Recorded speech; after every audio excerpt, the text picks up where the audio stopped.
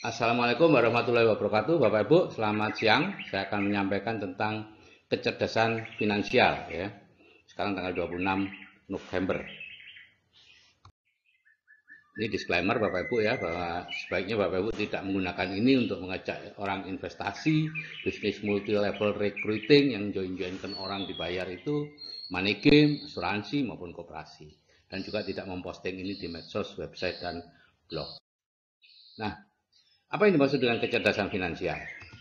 Ya, kecerdasan finansial itu artinya kalau kita disebut cerdas finansial, kalau kita bisa membedakan aset dan beban, kemudian tahu tentang cash flow, ya, tahu cara menggunakan uang, tahu penghasilan pasif dan aktif, tahu definisi kaya dan miskin, ya.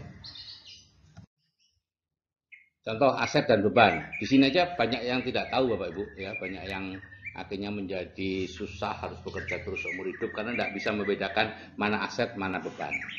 Jadi aset itu adalah segala sesuatu yang menghasilkan uang Bapak Ibu, ya. Segala sesuatu milik kita yang menghasilkan uang.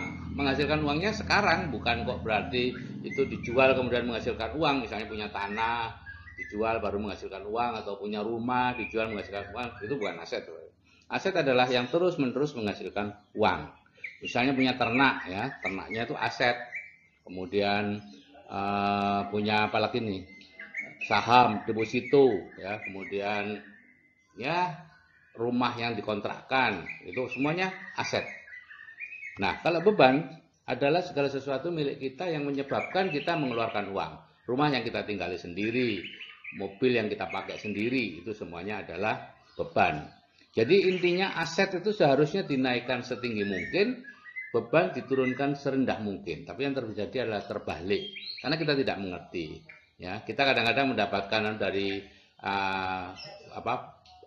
bank, ya, bahwa rumah Bapak itu aset. Ya, betul, aset. Cuman yang dijadikan masalah adalah itu asetnya siapa, gitu ya. Bukan asetnya Bapak, itu asetnya bank, gitu ya. Mobil yang Bapak miliki itu juga bukan aset, itu asetnya bank. Padahal kalau Bapak nyicil itu jelas itu asetnya bank. Nah, yang kedua adalah tentang cash flow, ya, cash flow atau aliran uang, ya. Yang penting bukan jumlahnya Bapak Ibu, yang penting adalah dari mana dapatnya dan kemana larinya. Ada 3 macam cash flow. Yang pertama adalah cash flow-nya orang miskin, kedua cash flow-nya kelas menengah, dan ketiga cash flow-nya orang kaya. Nah, bedanya cuma dari mana asal uang, kemana perginya, dan setiap bulan habis apa enggak. Cash flow orang miskin misalnya, ini penghasilannya dari pekerjaan atau dari pelaku bisnis yang dia lakukan sendiri, ya. Kemudian uangnya habis setiap bulan untuk makan, minum, sewa rumah dan pakaian, ya. Jadi sepanjang uangnya habis, Anda termasuk cash flow-nya orang miskin. Tidak peduli penghasilan Anda itu 1 juta, 10 juta, 100 juta, sepanjang itu habis setiap bulan, cash flow-nya cash flow orang miskin. Kelas menengah seperti ini cash flow-nya penghasilan dari pekerjaan dan pelaku bisnis, ya, untuk kebutuhan harian masih ada sisa, ya, dan sisanya diberikan beban, ya. Itulah yang menyebabkan lama-lama bebannya meningkat dan cash flow-nya kembali ke cash flow orang miskin. Nah, cash flow orang kaya sederhana, yaitu penghasilannya dari aset, misalnya dari bunga bank, ya, bunga deposito, atau dari rumah-rumah yang dia kontrakkan dan sebagainya, ya. Nah, orang kaya tambah kaya, kelas menengah tambah miskin, karena seperti ini orang kaya itu terus membeli aset loh, Ibu, ya. Jadi dia sudah terbiasa sejak awal itu uangnya kelebihannya diberikan aset, gitu ya.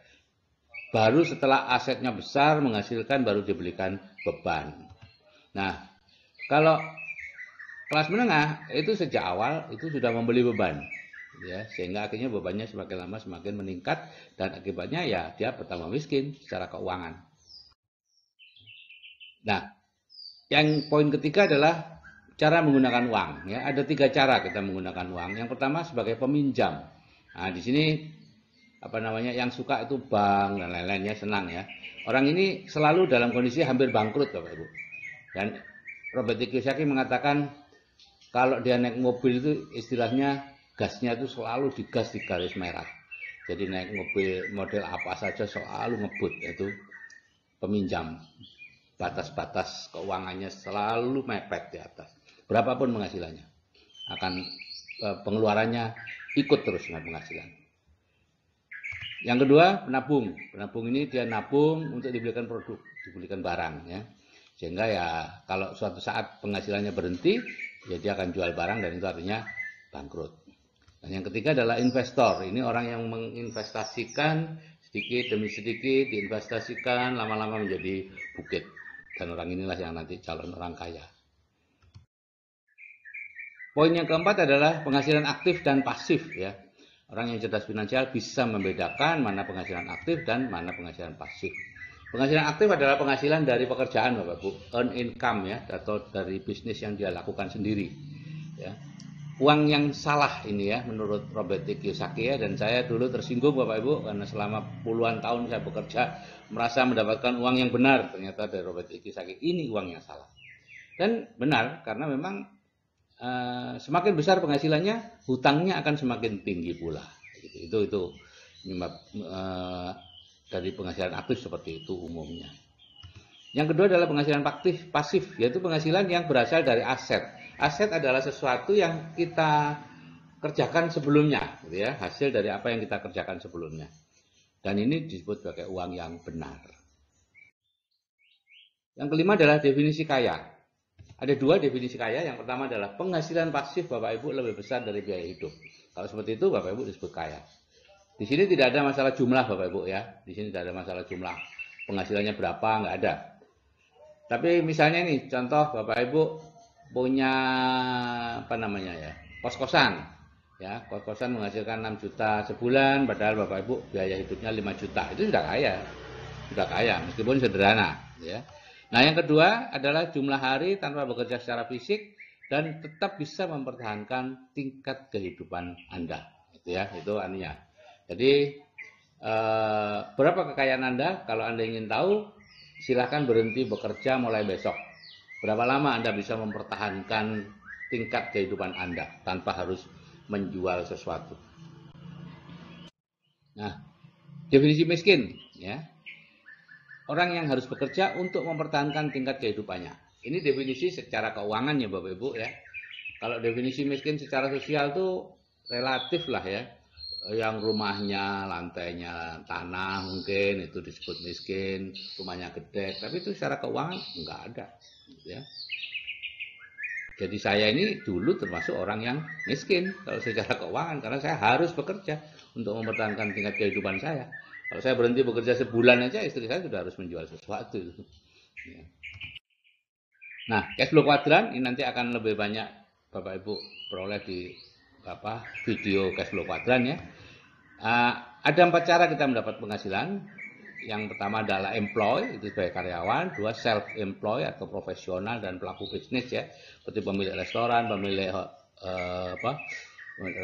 pemilik warung, pemilik salon, ya, bengkel, ya itu pelaku bisnis. 95% orang ada di sini Bapak Ibu.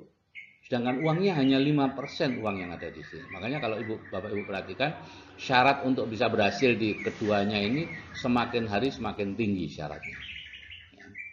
Nah, berbeda dengan yang kedua, kuadran kanan yaitu kuadran business owner dan investor. Business owner ada 3, konglomerasi, waralaba dan network marketing. Ya, investor ya investor.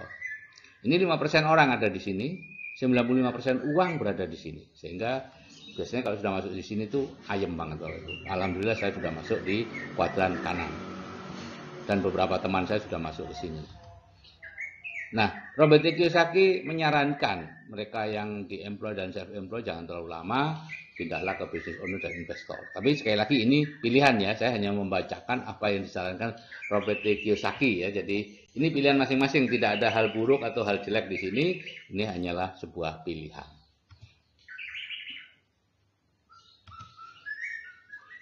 Cuman pindahnya harus punya mentor Bapak Ibu. Anda tidak bisa pindah sendiri, harus ada mentornya. Nah, untuk video yang ketiga nanti kita akan fokus pada membahas cash flow kuadran ya. Di sana kita akan mengupas mengapa sih Anda yang pegawai atau profesional seperti saya dulu kalau mencoba berbisnis yang mengandalkan kerjasama, kebanyakan merasa tertipu. Kita merasa tertipu, rekan kita juga merasa tertipu gitu ya. Jadi tidak ada yang tipu menipu sebetulnya. Ini hanya kesalahan kita dalam membangun bisnis, membina hubungan dan lain-lain. Kenapa itu akan dikupas nanti di video cash flow kuadran. Oke Bapak Ibu, selamat menerapkan kecerdasan finansial dalam kehidupan Anda. Ya. Dan sekali lagi ini disclaimer, silakan dibaca sendiri dan saya akhiri. Wassalamualaikum warahmatullahi wabarakatuh.